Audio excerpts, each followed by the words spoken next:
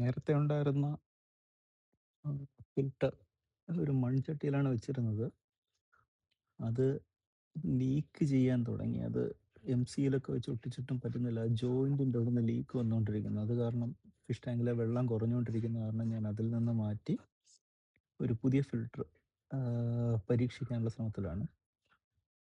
ഞാൻ ആദ്യം വേണ്ടത് ഒരു ബക്കറ്റ്, പ്രത്യേകിച്ച് ഒരു സ്ക്വയർ ഷേപ്പിലുള്ള ഒരു ബക്കറ്റ് കിട്ടുകയാണെങ്കിൽ നല്ലതായിരുന്നു.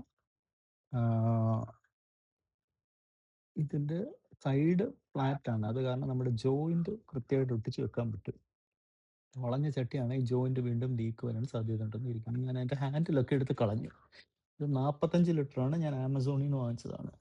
ഇനി വേണ്ടതൊരു ജോയിന്റ് അല്ല, ഇതിന് കപ്ലർ എന്നാണ് പറയുന്നത്. അത് നമ്മുടെ ബക്കറ്റിൽ ഒരു ഹോൾ ഇട്ട് അതിനെ ടൈറ്റായിട്ട് വെക്കാനുള്ള ഒരു സാധനം. ഇത് ഏത് പ്ലംബിംഗ് കടയിലും കിട്ടും. 3/4 ഇഞ്ചിൻ്റെ ഒരു കപ്ലർ. ഇതിനെ ബക്കറ്റിൻ്റെ എത്രയും മുകളിലായിട്ട് വെക്കാൻ പറ്റും അത്രയും മുകളിൽ, അവിടെ എവിടെയെങ്കിലും വെച്ച് ഒരു ഹോൾ ഇടണം. അതാണ് അടുത്ത പരിപാടി.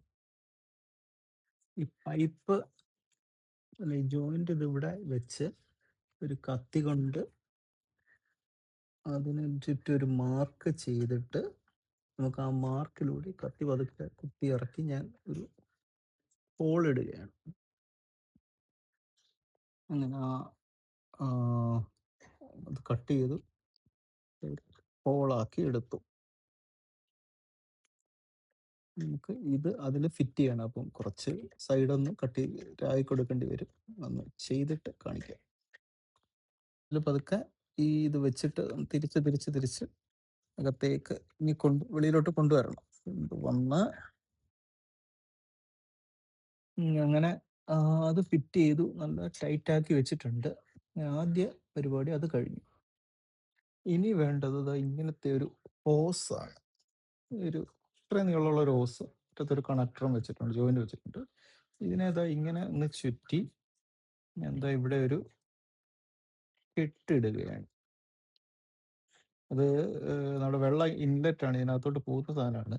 അപ്പൊ നേരെ കുത്തനെ വീഴാതെ ഒന്ന് ചുറ്റി കറങ്ങി അങ്ങ് ചെല്ലട്ടെ എന്നുള്ളതിലാണ്. എന്തിനെന്ന് ചോദിച്ചിട്ട് കാര്യമൊന്നുമില്ല. ഒന്ന് ചുറ്റി കറങ്ങി ആ ഫോഴ്സ് അങ്ങ് നേരെ കുത്തനെ വീഴാതിരിക്കാനാണ്. ഇങ്ങനെ ചുറ്റി എടുക്കുകയാണ്.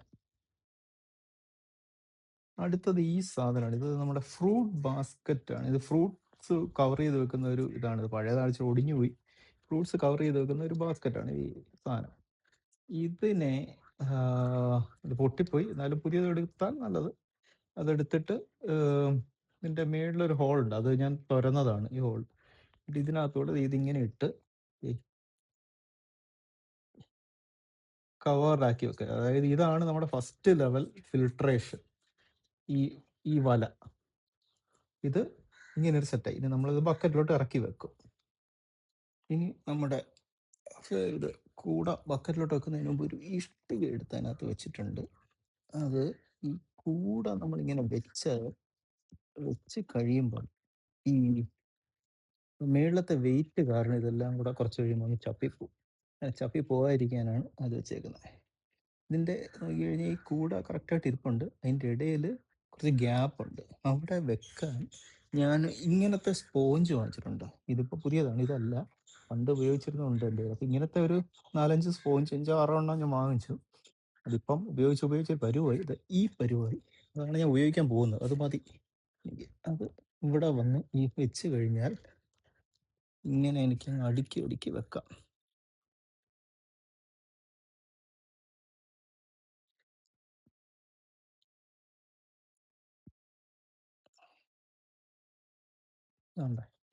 ഇപ്പം അത് ഏകദേശം ഒരു കവേർഡ് ആയിട്ടുണ്ട്.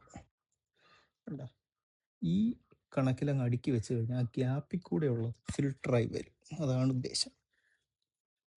ഇതിനെ അവിടെ തന്നെ ഇരുത്താൻ വേണ്ടി ഞാൻ ചെയ്തത് ഈ വയർ മെഷീൻ എടുത്തിട്ട് ഈ ഷേപ്പിൽ അങ്ങ് മടക്കി എടുക്കുകയാണ് ചെയ്തത്. സി ഷേപ്പിൽ നമ്മുടെ സാധാരണ മെഷ് ഇല്ലേ, വയർ മെഷ്, അതിനെ എടുത്താണ് ചെയ്തത്.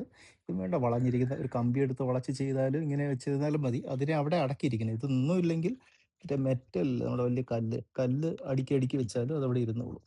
ഇത് ഓൾറെഡി ഉള്ളത് കൊണ്ട് ചീത്തയാകുന്നവരെ അങ്ങനെ തന്നെ ഉപയോഗിക്കുക, അതവിടെ ഇരുന്നോളും. കാരണം അല്ലെങ്കിൽ വെള്ളം നിറയുമ്പം ഇത് പൊങ്ങി അങ്ങ് വരും.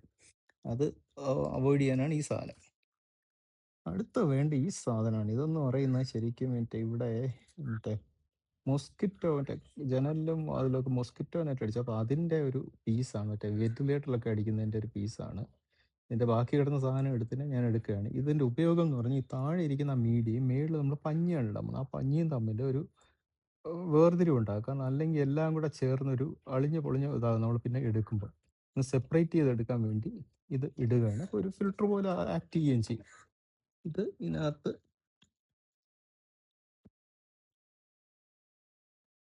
അടുക്കി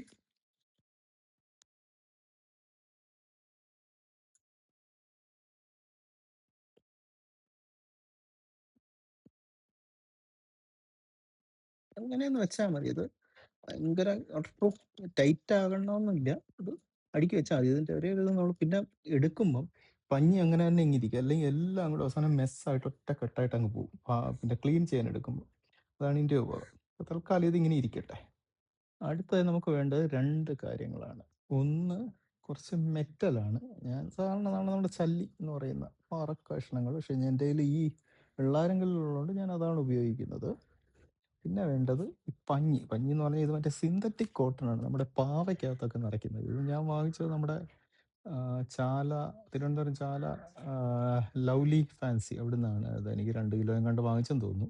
പക്ഷെ വാങ്ങിയത് നല്ല വെളുപ്പും നല്ല ഭംഗിയാണ്. ഇത് 2-3 പ്രാവശ്യം കുറേ പ്രാവശ്യം ഉപയോഗിച്ച് ചെളി ആയി ഞാൻ കഴുകിയെടുത്ത് വെച്ചിരിക്കുകയാണ്. അത് എത്ര കഴുകിയാലും ഇനിയിപ്പം ഇങ്ങനെ ആയിരിക്കും. അത് കുഴപ്പമില്ല. അത് കാരണം ഇത് ഇതിനകത്താണ് ഇത് ഫിൽട്ടർ ചെയ്യുന്നതും ഇതിനകത്താണ് മറ്റേ ഈ ഇതിൻ്റെ വെള്ളത്തിലെ പായലിനെ നശിപ്പിക്കുന്ന ബാക്ടീരിയകൾ ഉണ്ടാകുന്നത്. അപ്പം ഇത് ചെളിയായിരിക്കുന്നിടത്തോളം കാലം അത് നല്ലതാണ് അതിൻ്റെത്. അപ്പം ഈ 2 സാധനങ്ങൾ നമുക്ക് ലെയർ ആയിട്ട് ഇതിനകത്ത് ഇനി അടുക്കി കൊടുക്കണം. പഞ്ഞി കുറച്ച് ഇടുന്നു.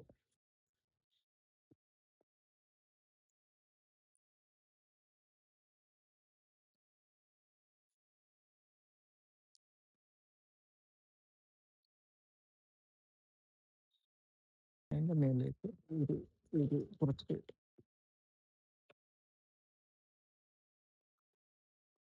ചല്ലി ഇട്ട് കൊടുക്കാം. കാരണം അല്ലെങ്കിൽ ഇത് പൊങ്ങി പൊങ്ങി വരും. വെയിറ്റ് വേണം അതിൻ്റെ.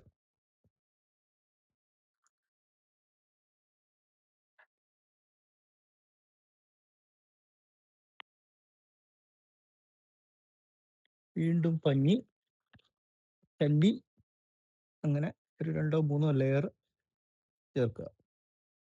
ഇതിലിപ്പോൾ 2 ലെയർ പഞ്ഞിയും കല്ലും ഇട്ട് ഒന്ന് അമർത്തി ചെറുതായിട്ട് വെച്ചിരിക്കുകയാണ്. ഇനി വേണ്ട ഒരു ചെറിയ ടൈല് കഷ്ണം. ഈ കഷ്ണം എടുത്ത് ഈ നമ്മുടെ പൈപ്പിൻ്റെ താഴെ വെക്കുക. കാരണം നമ്മുടെ കല്ലും എല്ലാം ഒന്നും ഒഴുകി വന്നാലും അത് ഇതിലോട്ട് വന്ന് വീഴരുത്. അതിനു വേണ്ടിയാണ് ഇത് വെച്ചേക്കുന്നത്. പുറത്തൂടെ ഒരു കല്ല് കഷ്ണം, വലിയൊരു പാറക്കല്ലും കൂടെ എടുത്ത് വെച്ച് ഒന്ന് അമർത്തി വെച്ച് കഴിഞ്ഞാൽ ഫിൽട്ടർ സെറ്റായി. അതിൽ നിന്ന് ഒരു PVC ഔട്ട്ലെറ്റും എടുത്ത് നേരെ നമ്മുടെ ഔട്ട്ലെറ്റ് ഫിഷ് ടാങ്കിലോട്ട് കൊടുത്തിട്ടുണ്ട്. ഇതൊരു പമ്പാണ്, വാട്ടർ പമ്പ്. ഇതാണ് ഞാൻ വാങ്ങിച്ചേക്കുന്നത്. ആമസോണിൽ നിന്ന് വാങ്ങിച്ചതാണ്. ഇതാണ് സംഭവം. ഇതിൻ്റെ മേളിൽ നിന്ന് ഞാനൊരു ഹോസ് സാധാരണ പോലെയും എൻ്റെ പ്ലഗും സാധാരണ പോലെ ഒരു ഹോസും ഒരു കണക്ടറും വെച്ചിട്ടുണ്ട്. ഹോസിൻ്റെ മറ്റേ അറ്റം നമ്മൾ നേരത്തെ ഫിൽട്ടർ ചെയ്ത് വന്ന ഹോസിലോട്ടൊന്ന് കണക്ട് ചെയ്ത് കൊടുക്കുക. നമ്മുടെ പമ്പിൻ്റെ പരിപാടി ഇത്രയേ ഉള്ളൂ. അല്ല, ഫിൽട്ടറിൻ്റെ പരിപാടി ഇത്രയേ ഉള്ളൂ. ഇനിയും അതിൽ വെള്ളം നിറഞ്ഞു കഴിഞ്ഞാൽ ഇത് ഫിൽട്ടർ ചെയ്ത് താഴെ വരുന്നവരെ നമുക്ക് നോക്കാം. ഇതിൻ്റെ മുകൾ ഭാഗം ഇങ്ങനെ എന്തെങ്കിലും വെച്ചൊന്ന് അടച്ചും കൂടെ കൊടുത്തു കഴിഞ്ഞാൽ, അല്ലെങ്കിൽ അത് വെള്ളം മേളിൽ കൂടെ ആവിയേപ്പിക്കൊണ്ടിരിക്കും. സംഭവം റിസപ്റ്റാണ്. നല്ല വെള്ളം വരുന്നുണ്ട്. വരുന്ന വെള്ളം നല്ല ക്ലിയറുമാണ്. ഇനിയിപ്പോൾ അതൊരു 2-3 ദിവസം എടുത്തു കഴിഞ്ഞാൽ ഇത് നല്ല ക്ലിയർ ആയിട്ട് പൊയ്ക്കോളൂ. അതങ്ങനെ ഇട്ടിരുന്നാൽ മതി. പിന്നെ ഇതിനെ വേണമെങ്കിൽ നല്ല ഭംഗിയായിട്ട് വല്ല വെള്ളച്ചാട്ടം പോലെയോ വേണമെങ്കിലും പിന്നെ ഡിസൈൻ ചെയ്യാം. തൽക്കാലം ഏറ്റവും ബെയർ മിനിമം സിമ്പിൾ ആയിട്ട് ഒരു ഫിൽട്ടർ ഇങ്ങനെ ഉണ്ടാക്കാൻ പറ്റും.